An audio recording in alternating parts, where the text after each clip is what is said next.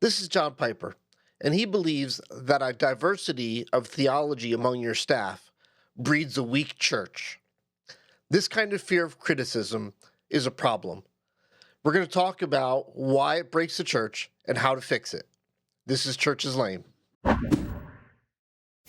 Mark, our favorite Calvinist fundamentalist lunatic is at it again. Which one? Yeah, John Piper.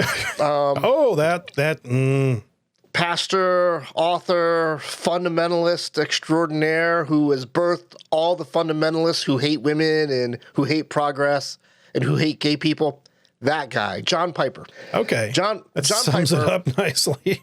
Yeah, John Piper has a podcast, where he gets to say wherever he wants because it's his podcast, right?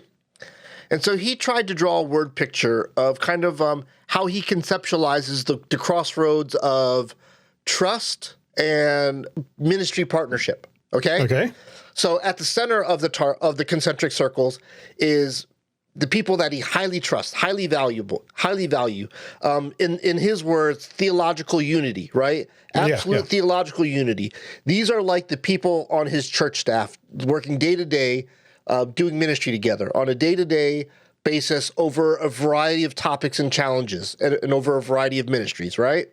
Mm-hmm. And then as you go outwards through the circles, like where you might end up is you may end up working with people who you don't have a lot of theological unity, but it doesn't really matter because you're not really on mission with each other a whole bunch.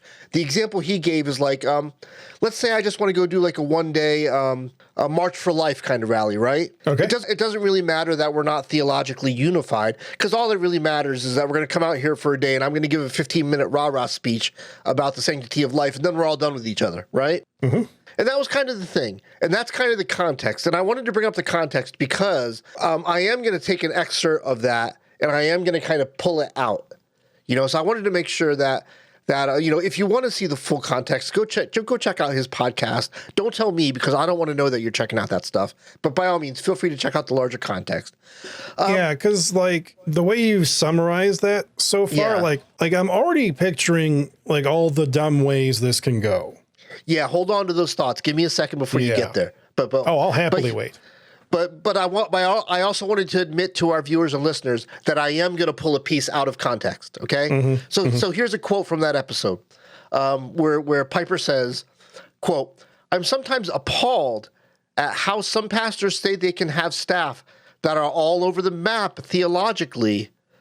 I think this breeds weak churches that become mirrors of the culture sooner or later," unquote. So I think this is kind of revealing that he's kind of saying in code, if you want to work for me, you got to believe what I believe. Yeah. And like that statement just reeks of like a theological absolutism that says there is only one absolutely perfect and correct belief, and that is mine. Right. Yeah. Which we have criticized that way of thinking before. Yeah. Arrogance much? Yeah. I mean, like, just like the idea that like there's so many things that, Christians agree on, right? Yeah. And like there's so many things that we might disagree on, like baptizing children, babies. Like, is it cool to baptize babies or not? Like, if you grew up Lutheran, you're like, yeah. Mm-hmm. If you grew up, with believer baptism, you're going to be like, well, no, you have to be able to confess your belief to be baptized. But like that, how does that make a weak church? If you can come together with like differences of opinion on those kind of things and love each other and work together productively, that would make me think like that's a strength. Absolutely. And you know what, Mark? Here's the funny part. You actually agree with the Bible. I know. Call it crazy. What the hell you say? But you know what? Here's what the Bible has to say about this, about conflict in Christian leadership, that iron sharpens iron, right? Conflict is not in and of itself a bad thing, right? The question of conflict is what is its purpose, right? And the purpose of conflict is done right is a refinement, right? Refinement happens, a sharpening happens, or a dulling, or a whittling away of things that are irrelevant, or a whittling away of things that are weak. And what is left is the most essential, the best result of what you're looking for, right? So conflict very often is of benefit if harnessed correctly. And I think the dumbest part of this, maybe, just one. I know. But like John Piper is the kind of person that like looks at like the Catechism of the Catholic Church and will poo all over it, figuratively and literally, probably, because it has a lot of specifics that it lays out. He's a Calvinist, which means he thinks that Luther's catechism is just basically toilet paper too. Right. And it's like what is the degree to which we need to agree on things? Because like I don't think John Piper realizes that he really wants everybody to agree exactly with him. At least that's the way he's talked to date. Like I've never seen him talk about anything that made me feel like he is okay with actually talking about it. Like, and I like went to a college where like you had lots of scholars who would often disagree with each other on interpretations of scripture, and thus like the theologies that could come out of that. Right. He is the quintessential example of like the old man get off my lawn thing, except that he's been doing it his whole career, right? And except he's been doing it since he's a young man. Okay, how does this break the church? Okay, so you actually hinted at my first one, groupthink, right? Groupthink's it's terrible. It's you never want to be there. It feels good. It feels good when everybody's in agreement, right? Everybody thinks the same way that you do. It feels so good. It's such an ego stroke to have like that kind of consensus.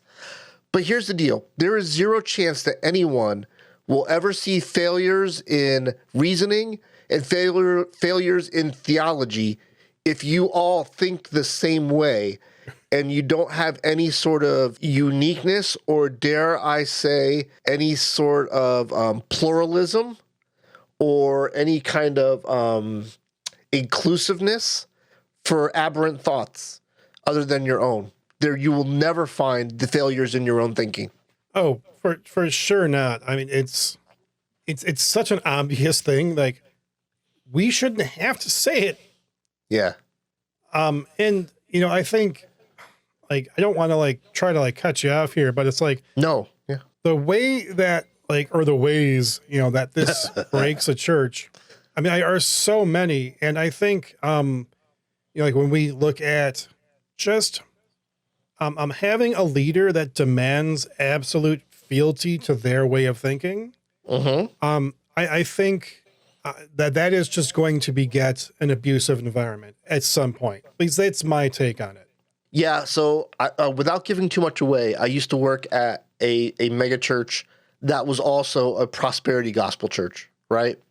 And the pastor there led with absolute impunity, absolute authority. And there was no room anywhere for an original thought. Like he needed to feel like he was the originator of everything, every good thought that came. And so as a result, if he happened to give you an acknowledgement of, oh, good boy, good puppy, you done good, right? Like, even though that should have been an encouragement, everybody in the place knew that they were one mistake from being done there. Yeah. That's not a healthy situation to be in. Right. You either ended up being the person who worshiped this guy who you thought was a living God, or you ended up working every day in a place that you feared, So yeah, not a good place to be. Yeah. And I think like, I think a lot of people that be listening to this, like, have worked somewhere in their life where like they had to live that reality day by day, whether it was a Christian environment or if it was a secular environment. Like, we've all had that one boss who was just such a complete piece of filth. Yeah. That like you were afraid to do anything, at all, which of course consequently makes you as an employee afraid to actually take initiative too. Exactly. And so I think it's like doubly evil that this happens in a church environment. Yeah.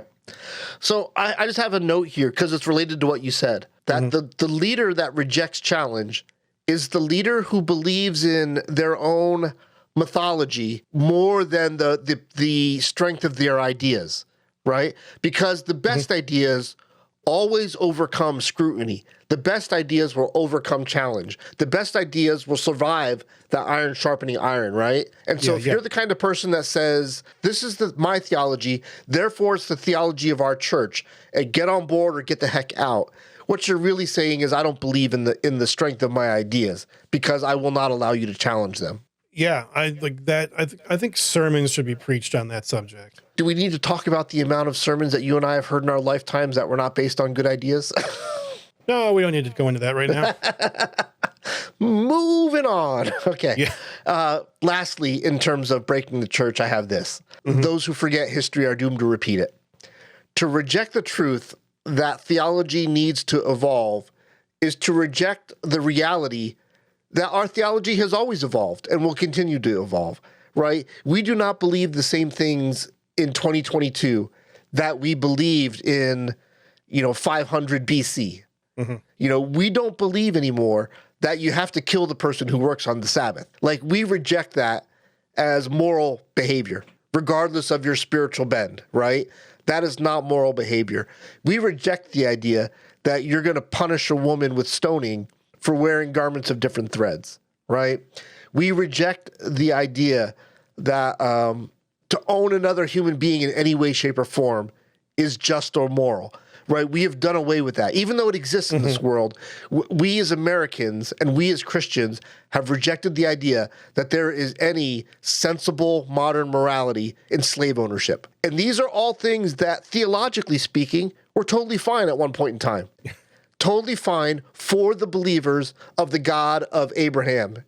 And so theology evolves. And for those people who just say that's the way it is, go pound sand, because you're just not living in the real world, Oh, yeah. Because a lot of, American evangelicalism kind of came out of the 1800s, the 19th century, because there's a lot of revivalist movements at that point. And that's where a lot of these beliefs came from. And a lot of these things are things that people believe are established, historical Christianity. But it's a lot of these things people believe that are part of their theological center are things that were never part of the church prior to the 1800s. Yeah. And I think, this is a situation where the problem kind of contains the solution. When you try to completely hammer out your understanding of theology, well, you're pointing to us that the solution is to be diverse in our theologies. Ooh, diversity. Because 4-letter word. Yeah, it's because even the Apostle Paul in Corinthians chapter something or other, 1 Corinthians maybe. Man, I really wish I could have thought about this before recording. It always goes that way. To the viewer and listener, it goes that way every single time. Oh, I wish I would have had this thought before. Yeah. Right, but he's talking about when people are eating meat that has been sacrificed to idols. He's we know that idols are nothing, so you can eat that meat. But if a new believer thinks that that's a problem, don't eat that meat in front of them. Just don't. It's not a big deal. That person is, in Paul's opinion, the person that says, well, that's we shouldn't do that is wrong. But even he says that, hey, just go along with it. It's fine. Yeah. It's not going to hurt anybody, right? So it's there's a place for diversity of thought. But then, of course, like you said, we don't think the same things we did as humanity, or maybe we do, from 500 BC. You never know. But, at the same time, we understand how the world works better than, people from, the first century, which is where, the first century AD, or CE, if you want, this is not a challenging statement to make. We understand more about how the world works. And so we do have to look at, why did they think that then? Was it because they understood the world incorrectly? Because you can understand the world incorrectly, but have theology that derives from that thinking. That's actually what that theology should be if you think that. As we mature in our understanding of things, I think that you're right. We need to keep maturing in how we apply our understanding of theology to make new theology. Yeah, it's not going to disagree with the classic things the Apostles' Creed. Right. Everybody just stop. Mark said I was right. So we can shut this whole production down. like life achievement unlocked. Yeah. Hey, I'm going to put on the screen here just some verses that I cobbled together about being teachable. Okay. So there's some verses on the screen, and while that's on there for people to write down and read and meditate on later, let me just say this in terms of how do we fix what's broken. If the people in our inner circle aren't allowed to push back, how much do we really trust them? How much do we really love them? How much are they really in our inner circle if their thoughts aren't really allowed to penetrate, The key to get to who, words is hard. Yes, the key to who gets to be in the inner circle is not how much they agree with you, but rather how much the desire of their heart is what's best for you. Does that make sense? Oh, and yeah. that's kind of, yeah. Yeah, because I have friends that, I will disagree on a lot of things with. In some cases, vehemently disagree. Yeah. But I trust them, with my life. Not everybody in your inner circle is the person who earned their way there because they passed the test. You know what I mean? Like, for instance, I don't know the details of the way you disciple others, right? But for me, a really important part of how I disciple others, and for me, discipling others is usually like young married people, right? Yeah. Usually it's letting somebody in who hasn't earned that place yet, right? Who's like, look, you'll never see the inside of the machine unless somebody lets you in. And so I've said it before, and I will say it always. The kingdom is a table that everybody is welcome to. And anytime some sort of Christian thought leader or celebrity or pastor gets up in front of a camera, a radio microphone, or anything like that, and says, you need to go, that should send up red flags like crazy. And you should run as far away as you can, not just from that moment, from their teaching and from their leadership. Yeah, it's like when you spend your life, trying to get laws passed to put people in prison that Jesus ate dinner with. Yeah. You may have missed the point. I think so. That'll preach. I think that's like really at the end of the day, the best way to kind of end it, right? With that statement there. All right. So listen, we're Church's Lame. Mark and I love the church, and we want to see it grow, and we want to see it flourish. But we have no doubt that churches and church leaders do stupid stuff, and the perception of that stupidity breaks the perception of the whole church. We would love to hear what you have to say about John Piper and this whole trust thing and theological unity. So by all means, if you're watching this on YouTube, throw a comment in the comment section, hit those like and subscribe and notification buttons and click. And if you're listening to this podcast on your favorite podcast player, by all means, shoot us an email at churcheslamepodcast@gmail.com. And please don't forget to leave us a rating and a review on whatever app you're listening to your podcast on. And with that, go in peace and serve the Lord. Hey, and by the way, if you got something out of this episode, would you consider hitting that super thanks button? And if you want to see more content just like this, check out this playlist called Leadership Lunacy.